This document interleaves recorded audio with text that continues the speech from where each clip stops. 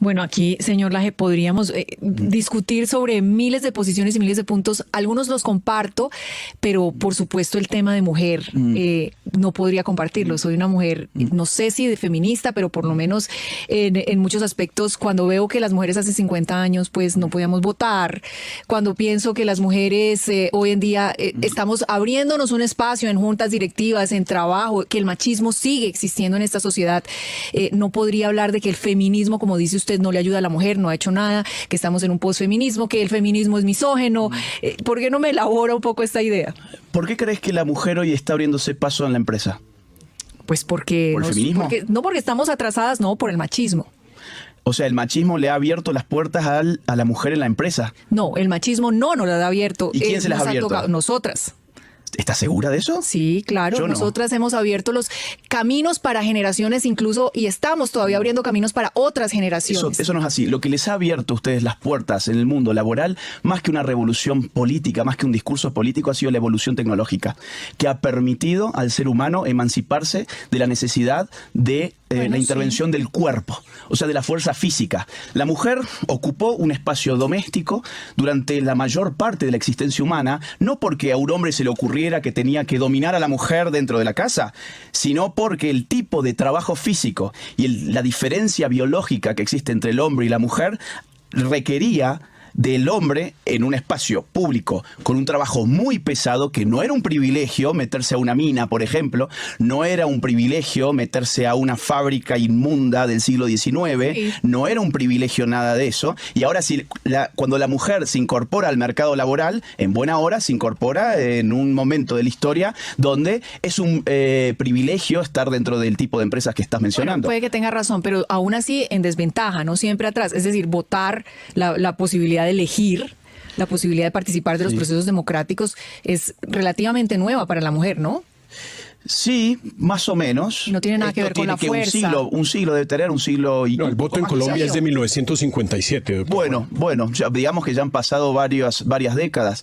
Y eso está muy bien. O sea, digo, no me malinterpreten, yo no diría que la mujer no tiene que votar. Por supuesto que tiene que votar. Lo que sí yo diría es que las asimetrías favorecen y perjudican de ambos lados de la historia. Porque vos me estás mencionando la cúspide, las juntas directivas de empresas me habías mencionado. ¿Y por qué no vamos a ver, por ejemplo, quiénes levantan edificios? En la política hay menos. ¿Y por qué no vamos a ver quiénes se cuelgan de máquinas para construir un edificio?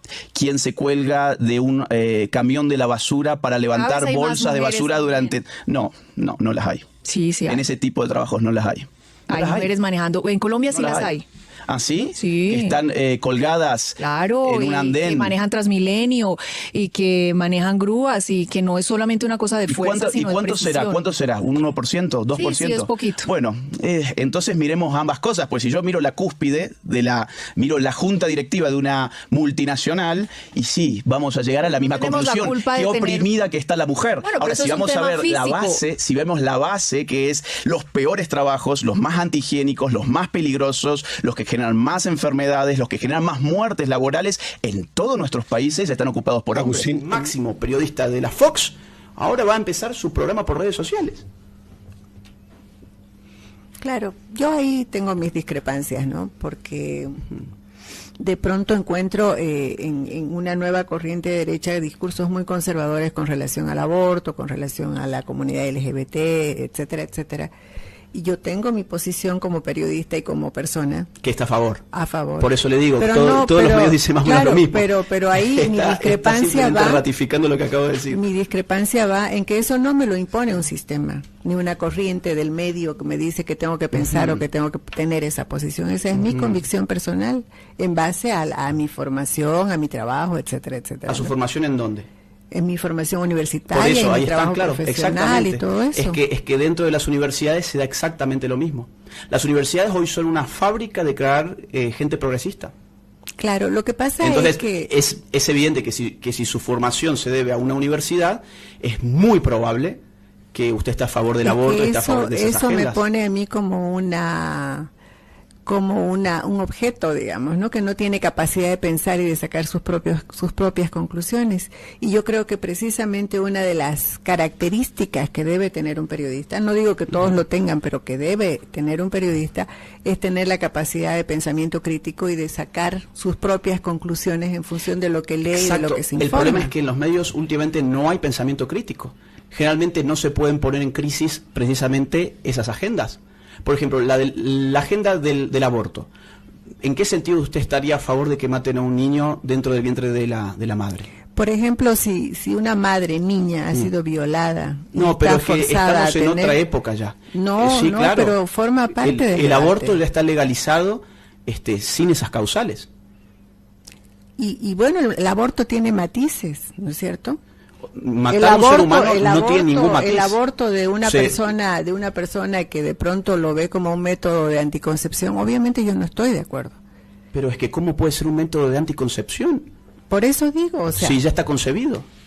Pero no quiero tener este hijo, tengo un aborto. Eso es que ese hijo ya existe. Pero porque si no se pudiera tener un aborto. Claro, es que hay matices en todo eso. Yo no estaría nunca de acuerdo con que se obligue a una niña violada a tener un hijo. Es que, señora, con las disculpas, usted lleva al caso extremo porque no reconoce que esa agenda hoy está en otra posición, que ya no tiene que ver con la niñita violada, tiene que ver con abortos hasta los 6 meses de gestación, por ejemplo, en Colombia, abortos hasta la semana 14 en Argentina, por ejemplo. Entonces, eso de la niña violada son cosas que no son reales, no son reales como fundamento de las leyes vigentes. Hoy no hace falta ser una niña de 10 años violada para irse a hacer un aborto. Hoy te podés ir a hacer un aborto con 6 meses de gestación en Colombia, sin ningún problema, sin ninguna causal. Entonces, esa es la agenda. Y perdón, insisto, yo no creo que los medios tengan una postura crítica contra eso.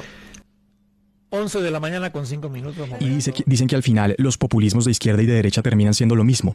Y son estos líderes que se venden como mesías contra el status quo, contra la élite, que terminan, digamos que proponiendo soluciones efectistas. Y uno podría hacer equiparaciones en ese sentido entre Petro y Milei o Bukele. Bukele con todo el tema de la seguridad en las cárceles, pero con una disminución en otras cosas muy importantes para los derechos humanos. Milei con economía de mercado, pero cuestiones importantes para la libertad de prensa. Y bueno, Petro ya sabemos. ¿A usted no le parece que al final terminan pareciéndose mucho esos populismos? No.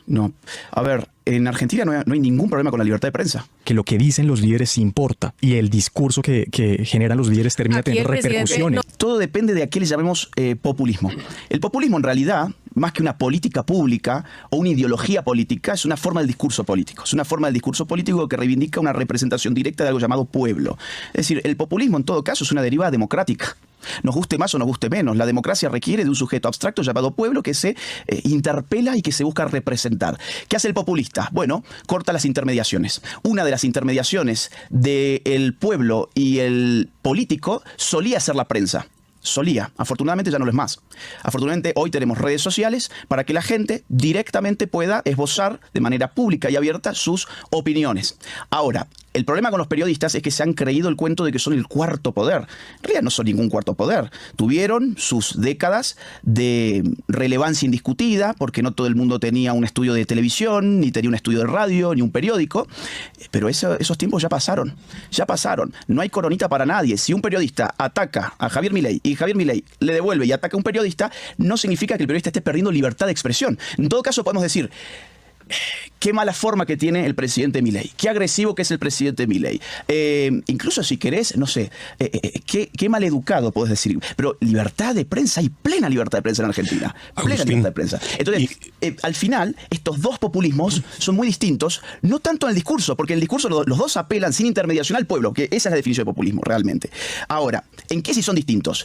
En las políticas públicas que se hacen. No podemos comparar el populismo venezolano que agiganta el Estado a tal punto de crear un ministerio de la felicidad, por ejemplo, o de adelantar las fiestas navideñas a octubre porque hay que distraer al pueblo después de un mega fraude electoral, con un proyecto como el mileísmo en Argentina que reduce los ministerios al 50% de lo que había y está cortando todos los días empleos públicos. Está descabezando, digamos así, toda la mafia que estaba metida en el Estado. Entonces, a efectos de políticas públicas son cosas diametralmente contrarias. ¿Cuál es el punto de encuentro? En todo caso, la voluntad de apelar sin intermediaciones a algo llamado pueblo, cuya existencia después y qué significa podemos discutirlo.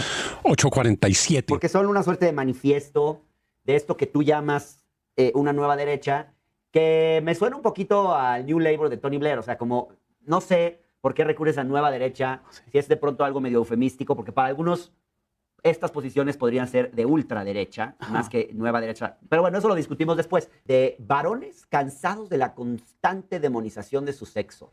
Lo que quiere decir aquí entonces es que se necesita un movimiento político de derecha para frenar el avance del feminismo en el que los hombres estarían siendo víctimas. Te doy un ejemplo de hace 2 días de Argentina. Ajá. Hace 2 días en Argentina violaron 6 hombres a una chica de 14 años.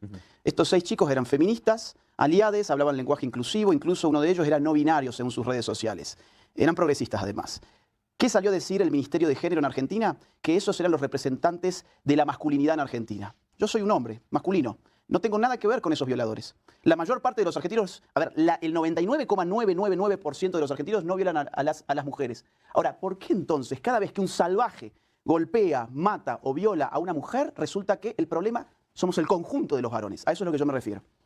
Bueno, creo que estás poniendo un caso excepcional. Digamos, la regla no es que este tipo de personajes violen mujeres. Quienes generalmente violan a las mujeres son hombres machistas, pues, violentos. Digamos, Bueno, es fácil siempre agarrar una excepción y tratar de construir un argumento saliéndote de lo que es un patrón recurrente. Pero te voy a decir por qué la excepción es muy importante. Porque se nos venía diciendo que para combatir a los violadores, en lugar de asegurarnos que se pudran en la cárcel, lo que había que hacer era tomar cursitos de género e ir a las marchas de Ni Una Menos. Entonces, esa excepción es muy importante porque muestra la inutilidad del paradigma feminista en el Estado para proteger a la mujer. A ver, te has referido en múltiples ocasiones a las feministas como feminazis. Por ejemplo, en este tuit donde dices, querida feminazi, no es el patriarcado lo que te oprime, sino la mediocridad de culpar cínicamente al hombre por tus frustraciones. Agustín, ¿tú niegas que existe el patriarcado? Digamos, ¿y por qué usas el término feminazi que es tan estigmatizante? Digamos, ¿en qué se parece el feminismo al nazismo? Bueno, evidentemente es un concepto provocador que se utiliza adrede porque estamos en una lucha cultural donde los conceptos se utilizan de esa forma. Es decir, mucha gente diría, yo soy un fascista y yo no tengo nada que ver con el fascismo tampoco.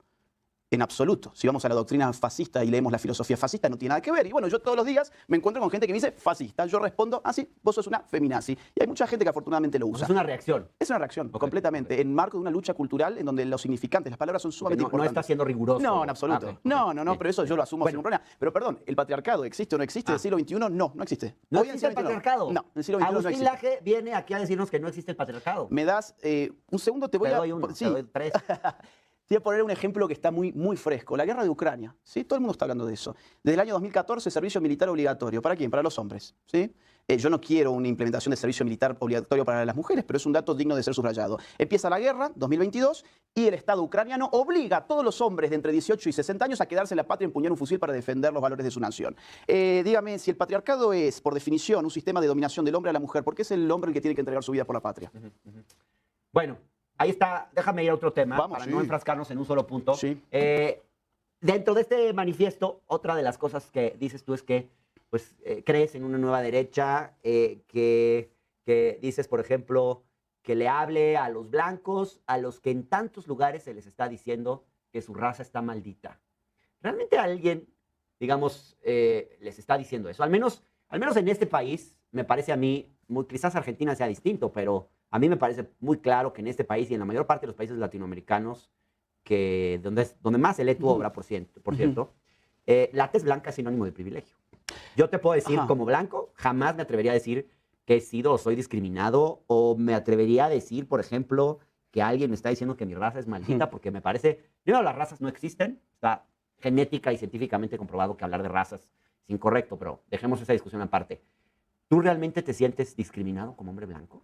No es como me ¿En tu siento yo, sociedad? es lo que está pasando en aquel país donde el racialismo se ha despertado como nunca antes, o sea, en los Estados Unidos. En mi país no es un asunto, por ejemplo. En Estados Unidos lo es. Y te voy a decir quién está diciendo, por ejemplo, eso. ¿En tu país no es un asunto el racismo? No. ¿No hay racismo en Argentina? No, en absoluto. Agustín Laje nos viene a decir aquí que en Argentina no hay racismo. No, no existe el racismo en Argentina. Es una aseveración temeraria, ¿eh? Depende de cuáles sean tus datos. Pero hay muchos datos. ¿Cómo cuál? Pues hay que ver, yo creo que hay que salir a la calle en Argentina y verlo. Bueno, pero no, eso no es un dato. Eso es yo salí a la calle y percibí. No, hay encuestas acá- sobre discriminación ¿Cómo cuál? hechas en todos los países ¿Pero cuál? de la ¿Cuál? región. Dígame una fuente. Donde, bueno, te la voy a pasar la fuente, vamos a buscarla. Pero digamos, Bueno, aseverar que pero- en una sociedad como la Argentina no hay racismo, El problema me no es parece aseverar. irresponsable. No, Agustín. lo irresponsable es aseverar que hay una fuente y no conocer cuáles son las fuentes que usted dice que hay.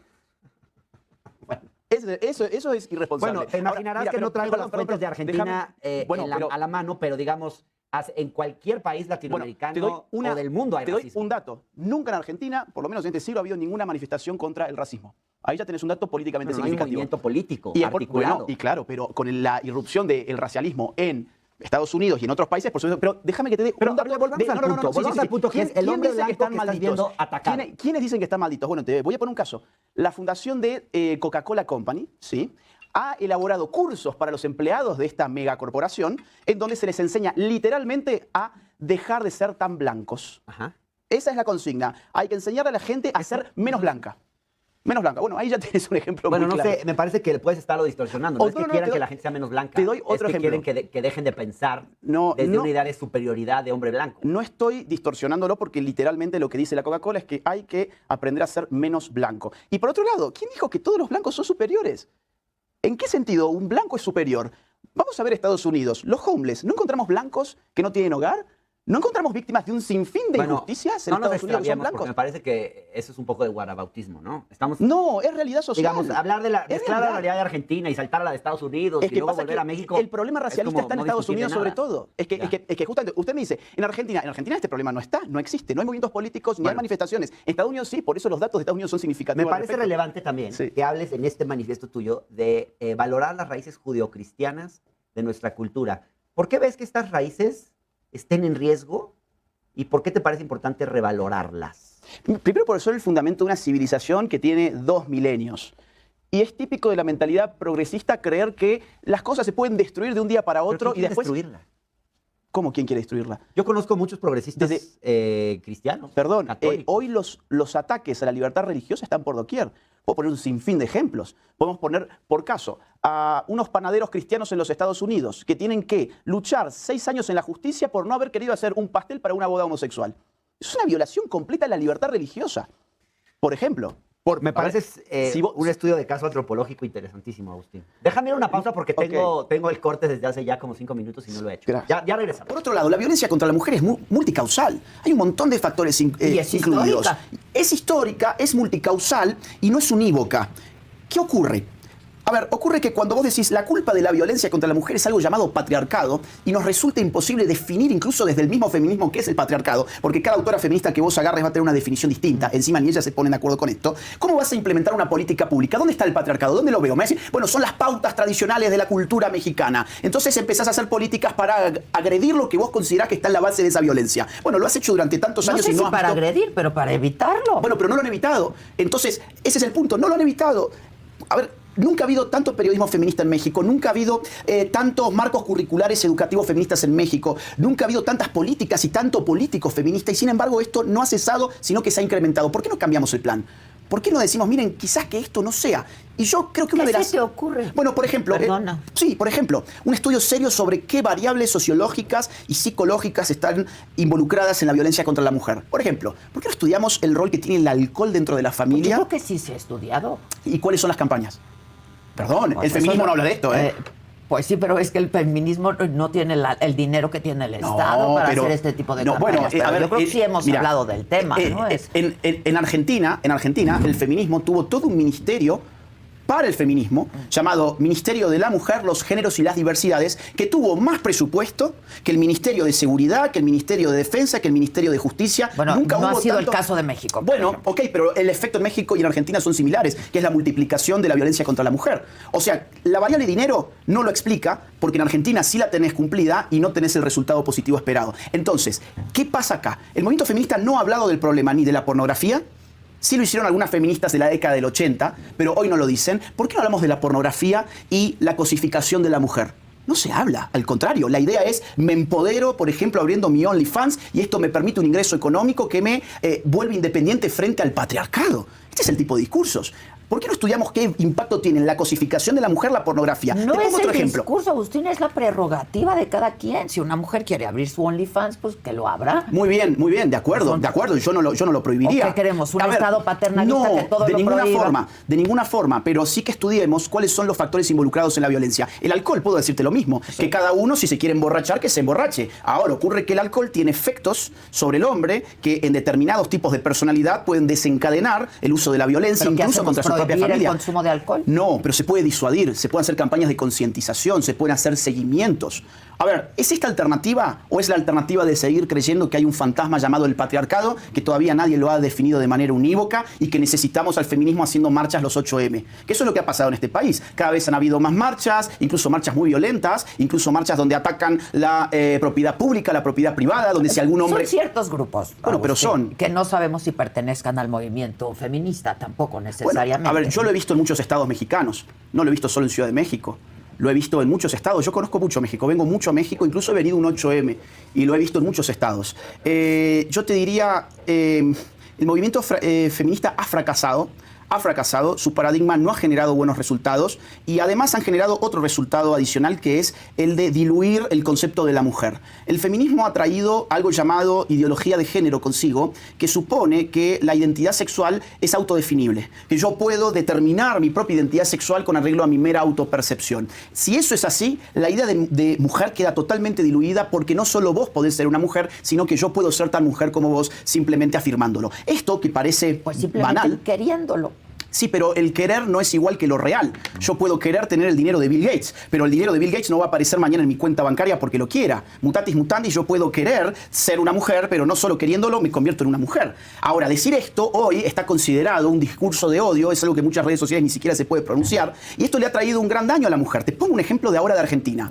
Hay hombres que se han pasado, hombres delincuentes que están presos, que se han pasado a celdas de mujeres porque tenemos una ley llamada Ley de Identidad de Género que supone que la identidad sexual depende de lo que cada uno afirma que es, y eso le ha permitido a cualquier delincuente común, incluso delincuentes peligrosos, simplemente afirmando que son mujeres, pasarse a celdas de mujeres, provocando incluso violencia sexual contra las mujeres presas. Podemos hablar de otros ejemplos. Tenemos deportes donde hay hombres que se incorporan en esas ligas, en esos torneos femeninos. Tú estás en desacuerdo. Pero claro, porque, a ver, que cada uno se autoperciba como quiera. El problema es que no obligue a los demás a ser partícipes de una autopercepción que incluso está equivocada. La autopercepción sexual, con arreglo a la realidad biológica del cuerpo, es una autopercepción verdadera. Una autopercepción desarraigada de la realidad biológica es una fantasía que cada quien tiene el derecho a tener, pero no a imponer a través del Estado de los demás. Entonces, volviendo al tema globalista, vos vas a ver que ese marco ideológico impregna todos estos organismos de los cuales estábamos hablando. Por empezar, ONU Mujeres. ONU Mujeres, que es el organismo especializado de Naciones Unidas para la ONU, para el tema mujer, ha sido promotor de esta ideología. En la Cuarta Conferencia de la Mujer de 1995, en Beijing, obligó, o más o menos coartó, digamos así, a todos los estados del mundo a incorporar algo llamado perspectiva de género de manera transversal. ¿Sí? Los estados no conocían qué era esto. En 1995, el concepto de género era lingüístico, no era sexual. Pero fuimos aprendiéndolo. Bueno, camino, a ver, ¿no? Yo diría, no fueron aprendiéndolo, sino que se fue imponiendo. Se fue imponiendo a tal punto de que, otra vez, cuando Naciones Unidas se le preguntó qué significa género, enviaron a un grupo de expertos a Nueva York durante 3 días a discutir qué significaba género para aclararle a los estados qué significaba esta palabra, y la respuesta vino en 3 carillas donde decía básicamente lo siguiente: género significa lo que siempre ha significado género en el contexto de las Naciones Unidas. Punto final.